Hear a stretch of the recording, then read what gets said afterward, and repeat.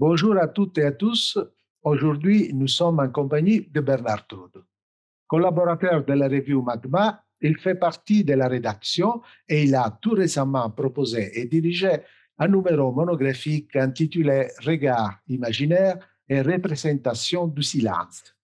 Vous allez trouver les liens au sommaire et aux contributions publiées en accès libre et gratuit dans la description de cette vidéo. Bonjour Bernard. Bonjour Radio. Je suis ravi de t'accueillir. On se connaît depuis quelque temps maintenant. La dernière fois que nous nous sommes rencontrés en personne, nous étions à Catania, siège de la rédaction au pied de l'Etna depuis sa fondation en 2002, à l'occasion du dernier colloque international réalisé par la revue en 2018. Nous nous retrouvons pour une nouvelle rencontre qui s'inscrit en continuité avec une série d'entretiens réalisés en compagnie des collaborateurs et auteurs de la revue pour réfléchir ensemble autour des thématiques proposées dans les numéros dirigés ou co-dirigés. Et tout d'abord, peux-tu te présenter en quelques mots à nos lectrices et lecteurs? D'abord, merci pour cet entretien. J'ai beaucoup aimé aussi bien ce que tu as précisé de participer à l'insularité, etc., au dernier colloque.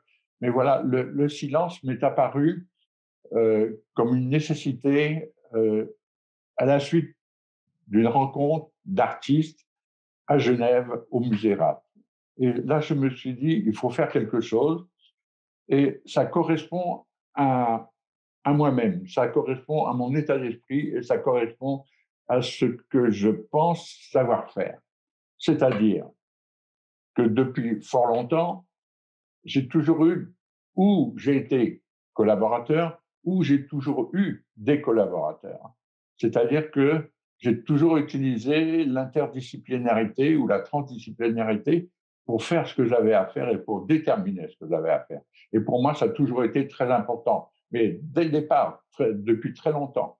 Et ce fait m'a permis, en rencontrant certaines personnes, de savoir créer, et de pouvoir définir ce que je pouvais faire en création. Ça, sans rester pieds et poings liés dans une architecture de vie qui a surpris beaucoup de monde. Je ne conteste pas, hein, mais y compris ma famille. Mais pour moi, c'était essentiel de ne pas réitérer tout ce que je savais faire. Il faut que je rentre dans une optique de vie où je m'impressionne, où je me faire aimer moi-même et où je vais pouvoir exprimer quelque chose. Voilà l'ensemble d'une vie, c'est-à-dire que j'aime beaucoup la surprise. Je n'aime pas... bon, j'ai eu des patrons et autres qui m'ont dit « Bernard, il faut faire ceci ou cela ». Mais même en me disant cela, moi, je déviais et je proposais une alternative différente à ce qui m'était proposé de faire. Voilà, en gros, le personnage que je fais.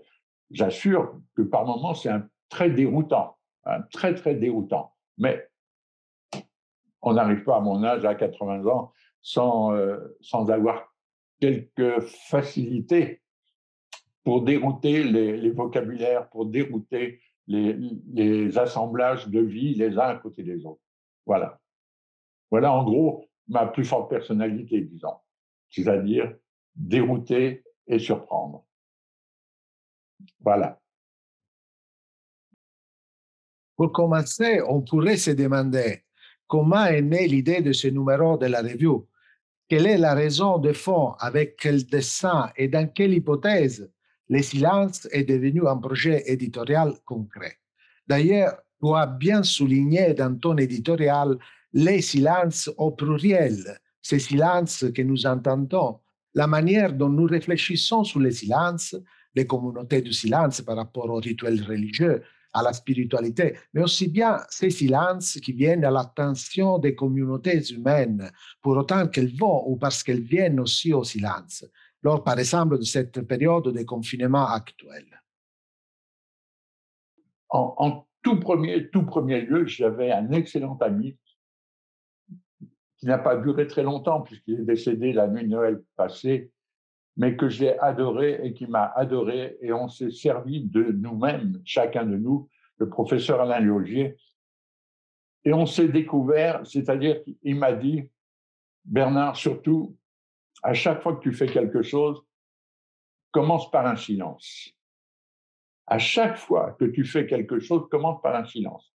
Et ça m'a ramené à un autre professeur que j'ai eu, le tout premier, mais immense, qui était Jean Prouvé, qui m'a dit, Bernard, quand tu fais quelque chose, il faut être feignant, réfléchir en silence et prendre le temps pour la réponse. Voilà, ce sont les deux personnes. Un, il y a 50 ans, Jean Prouvé, l'autre dernier, ces derniers mois. Hein, et je me suis dit, mais c'est vrai, le silence devrait être obligatoire. Et ce qui m'étonne dans la pandémie actuelle, ce que les gens pensent de la pandémie actuelle, ils se rendent compte qu'il faut absolument avoir un contact social. Je suis d'accord pour l'ensemble, on ne peut pas vivre 50 ans sans contact social. Mais là, cette pandémie, cette erreur de la nature depuis un an, fait que nous devons nous réfléchir et nous remettre à nous-mêmes. C'est-à-dire que n'a pas apporté une nécessité de contact avec quelqu'un pour réfléchir, pour penser ou pour vivre. Même si c'est obligatoire par la force des choses, on peut se permettre des silences, comme tu disais tout à l'heure, que en fait les religieux ont compris depuis très longtemps, toutes les religions, hein, mais aussi nous-mêmes, nous civils, nous de gens comme tout le monde, on se dit, moi je me dis, la nature de la page blanche. Tous les écrivains, tous les artistes, quand ils se mettent devant une page blanche, ont une peur fondamentale. On ne peut pas être cartésien devant une page blanche. C'est-à-dire que qu'est-ce qu'on va faire, qu'est-ce qu'on va écrire, qu'est-ce qu'on va noter. Et ça a été, quand j'ai découvert ça au Musérat à Genève, où c'était l'expression du silence par les artistes, il y avait tellement de choses.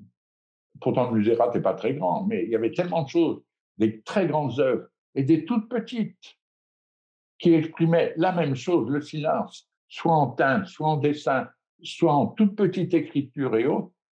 Et là, en l'ayant vu deux fois, j'ai discuté avec la personne qui faisait la communication, et c'est là que je me suis dit, à moi d'écrire quelque chose, à moi de faire quelque chose avec le mot, à moi de rassembler plusieurs tendances sur ce mot-là. Ce qui a généré ma demande auprès de Magma de faire un numéro sur le silence. Alors, ce que j'ai à dire, qui est fondamental pour le numéro que j'ai prévu dans ma tête, parce que j'ai quand même prévu pendant 3 ou 4 mois, dans mon silence à moi, c'est qu'il ne fallait pas rester chez les artistes. Je suis artiste fondamental depuis l'âge de 10 ans. Hein, mais en dehors de ça, il me faut des appréciations de plusieurs ethnies, de plusieurs personnes que je connais ou que je ne connais pas, mais aussi de plusieurs travées sociales, c'est-à-dire l'architecture, la sociologie, la chirurgie, comme a été fait le texte sur les femmes, sur la liberté des femmes ou d'autres. Et ça, c'était dans mon hypothèse, c'était l'hypothèse fondamentale que le numéro aurait une certaine réussite si tous ces gens-là pouvaient parler, si tous ces gens-là pouvaient écrire. Je dois dire qu'à l'appel à contribution, j'ai un peu forcé les choses et dans ce que j'ai reçu, j'en ai remercié beaucoup, mais j'aurais dit, écoutez, pour le moment, ce que vous me dites est un peu à côté. J'ai eu un grand architecte qui m'a écrit et qui m'a fait une proposition. Je lui ai dit, mais là, vous êtes en train, non pas de faire silence ou de prouver le silence en architecture, vous êtes en train de prouver qu'il faut crier pour faire de l'architecture.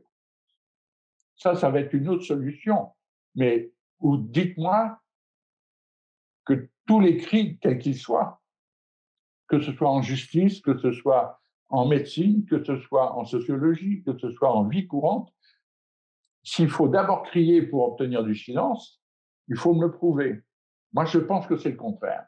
Il faut commencer par un silence, être vraiment silencieux et aboutir à un certain nombre de choses. Voilà quel était mon dessin, quelle était l'hypothèse et le dessin de ce mot qu'il fallait prouver. Nous avons eu l'occasion d'évoquer les silences qui restent inséparables de l'existence. Nous sommes au monde et dans le monde, avec nos corps vivants, nos corps vécus, nos corps sociaux. Et c'est avec les silences que nous faisons l'expérience du monde. Une question que l'on pourrait poser concerne ainsi les pistes d'exploration proposées avec et par les auteurs et collaborateurs à cette publication collective pour la compréhension de la notion qui nous occupe ici. Peux-tu nous en parler davantage, Bernard? L'élément principal que je traitais avec les collaborateurs de la revue le plus proche possible, c'était que, avec leurs mots et avec leur ambiance et avec eux-mêmes, il fallait que je reconnaisse le texte en disant le texte de Sébastien Birot ne peut pas être le même que celui de Takta Komar, hein, ou celui de Guy Le Cerf ne pouvait être que différent de tous les autres. Déjà pour une bonne raison, c'est que je n'ai surtout pas évalué la qualité de ce qu'on allait faire avec des tranches d'âge. Je sais que dans certaines revues, si tu n'as pas 35 ans, tu ne passes pas. Si tu as plus de 60 ans, tu ne passes pas. Etc. Donc, ça, surtout, pour moi, cette notion-là est complètement inconnue. C'est-à-dire que de tout temps, j'ai eu des relations avec des gens beaucoup plus âgés que moi. Alain Laugier avait 90 ans. Mais j'ai en ce moment des relations avec 2, 3, 4 personnes, dont une jeune femme en Tunisie qui a 22 ans, un jeune garçon à Agadir qui a 23 ans et qui veut préparer une thèse en sociologie et qui veut monter à Paris pour la faire. Mais je lui dis, pourquoi tu veux Paris?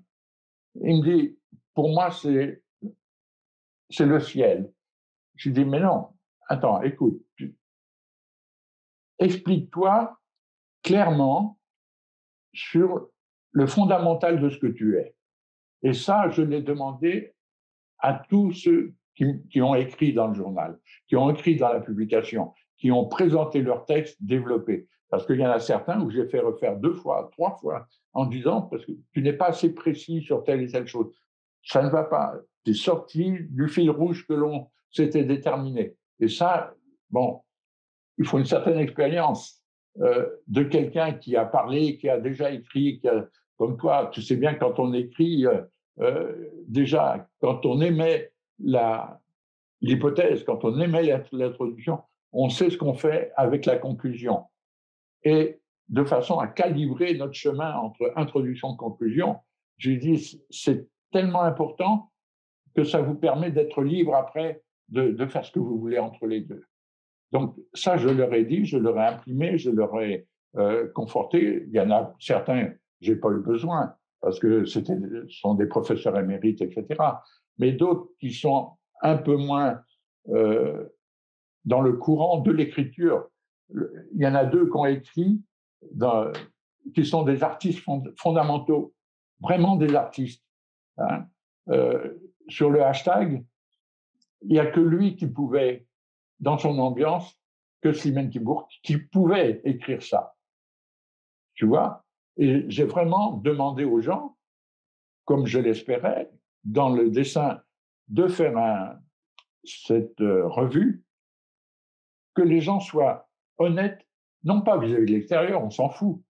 Pardon, on s'en fiche, j'espère que tu ne laisseras pas passer. Mais c'est honnête avec eux-mêmes, c'est-à-dire qu'ils prouvent qu'ils se connaissent eux-mêmes pour parler du silence. Voilà.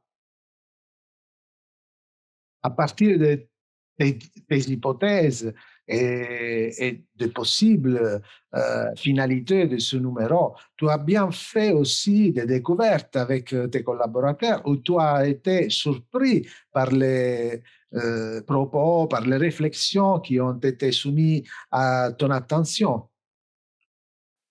Écoute, tous les textes, tous les textes m'ont apporté des surprises. S'il n'y avait pas eu de surprise, il y en a quelques-uns que j'ai éliminés, que je n'ai même pas donné les noms, parce qu'ils étaient trop conventionnels. Et ça, bon, ça peut plaire à des éditeurs, ça peut plaire à tout le monde qui veut, mais quand c'est trop conventionnel, je ne vois pas pourquoi on a à écrire en supplément de convention. Donc, tous ceux qui ont écrit, tous ceux qui tous les deux, on a accepté par rapport à la ligne de conduite, ont créé des surprises. Tu sais très bien, le premier à me surprendre, ça a été le premier texte. Hein, savoir parler ou savoir faire silence, c'est se taire. Hein, c'est celui de Jacob, du jeune Jacob. Et vraiment, j'ai discuté avec lui. Je l'ai poussé dans ses retranchements, et pas beaucoup, mais je lui ai indiqué certaines formes de français que lui ne pouvait pas connaître. Hein, et pour la qualité de la parution, il fallait pas de faute d'orthodoxie, il fallait pas de faute de syntaxe. Il a jamais fait de faute d'orthographe, donc c'était pas compliqué. Alors que d'autres, beaucoup plus âgés, j'étais obligé de corriger 2 ou 3 fois les fautes. Mais là n'est pas l'important. L'important a été de se surprendre, et dans la position des textes que j'ai fait dans le numéro, c'était exprès pour que tout le monde soit surpris texte après texte. Il n'y avait pas une logique fondamentale. C'est simple, la seule logique qui a gouverné, c'est la surprise. Et ça, je pense y avoir un peu réussi, modestement. Merci Bernard. On va terminer sur une question plus ouverte. Est-ce que tu aurais des recommandations à nous faire pour être à l'écoute et partager les silences? Alors, la première des premières recommandations euh, que nous sommes plusieurs à avoir depuis un temps immense, je peux dire maintenant immense, c'est de trouver dans chaque journée ou très vite des moments de silence, des fois 1 minute. Moi, je vais te dire, j'avais des moments silencieux, complètement silencieux, dans le métro à Paris. Le métro à 18h, gare Saint-Lazare ou à Châtelet, etc. Comme je dis toujours, à Châtelet, du vendredi midi au dimanche soir, il y a 2 fois la population suisse qui y passe. Tu te rends compte? C'est-à-dire plus de 10 millions de personnes. Hein, et je trouvais le moyen de me mettre là et d'être comme dans le désert. C'est-à-dire que je demande aux gens comme recommandation de se connaître eux-mêmes et de choisir les moments de silence où ils veulent être. Comment faire? Apprécier une musique, apprécier un bruit, apprécier quelque chose. Si à un moment donné, on n'a pas fait silence. Je vais faire une boutade. Quand tu manges régulièrement, presque toujours la même composition de repas, OK. Tu fais la fête. Ton repas change un peu. Et après, quand tu veux reprendre tes habitudes, mince, il y a quelque chose qui s'est passé. Le silence, il est là. C'est-à-dire que tu vis pendant X temps, minutes, secondes, heures, etc. Et tu fais silence. Tu te sors de toi-même, tu t'enlèves de toi-même et tu fais un silence complet. À ce moment-là, tu vénères qui tu veux. Hein, le ciel, la terre, le Dieu, ta mère, etc. Tu vénères qui tu veux, en silence. Hein. Et après, quand tu reprends, tu es tout reposé. L'excitation n'est plus là. Hein. Je vais te dire deux choses au sujet du silence. Pour moi, vivre dans le silence, c'est être sur un bateau au milieu de l'Atlantique. Être tout seul au milieu du désert, ce que j'ai pratiqué beaucoup. Être tout seul au fin fond d'une forêt. Et j'ai fait plusieurs fois au fin fond d'une forêt, elle était tellement noire que quand tu dresses le bras, tu ne vois pas ton poing. Et ça, je trouve ça, pour moi, très bien, mais que chacun, j'ai eu 2 employés, 3 employés à qui étaient tellement excités, que je les ai envoyés en forêt. 2 fois, chacun. Ils sont revenus, ils étaient, entre guillemets, domptés. Leur excitation était perdue, était partie, ils étaient revenus à des réalités non calibrées. Voilà. Quand on va à table, vraiment, quand on va à table, dans l'ancien temps, les catholiques, les chrétiens faisaient un bénédicité. C'était une vénération. Les religieux font un bénédicité. Quand on n'est pas dans cette sensibilité-là, on vient à table. Moi, j'ai fait beaucoup de réceptions avec des gens de très haut niveau, de très grands, des rois, etc. Il y a 2 minutes, 3 minutes avant que tout le monde s'asseye, on sait qu'on vient manger, mais il y a 2 minutes ou 3 minutes tout le temps de silence parfait. Et l'invité d'honneur ne s'assoit que quand le silence est parfait. Et ça, il n'y a aucun journal, il n'y a aucun film, il n'y a aucun élément qui te dit ça. Tu comprends? Et c'est-à-dire qu'il faut trouver le silence ou faire apparaître le silence que l'on a besoin. Et ça, moi, bon, on peut chahuter autour de moi, je n'ai pas un souci, je suis capable d'être dans mon silence. Des fois, je fais beaucoup de bruit autour de moi, je vais te dire, j'écris, j'ai mis la radio, je mettais un disque, je lisais, etc., et j'écrivais. C'est-à-dire que moi, pour écrire, j'étais dans mon silence tout en écoutant tout ce qui se passait autour.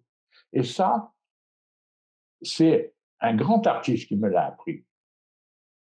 C'est John Cage, qui, quand il a fait 4 minutes 33 de silence que j'ai écouté la chance d'écouter au Metropolitan Opera de New York, 4 minutes 33, c'est pas lui au piano qui faisait la musique.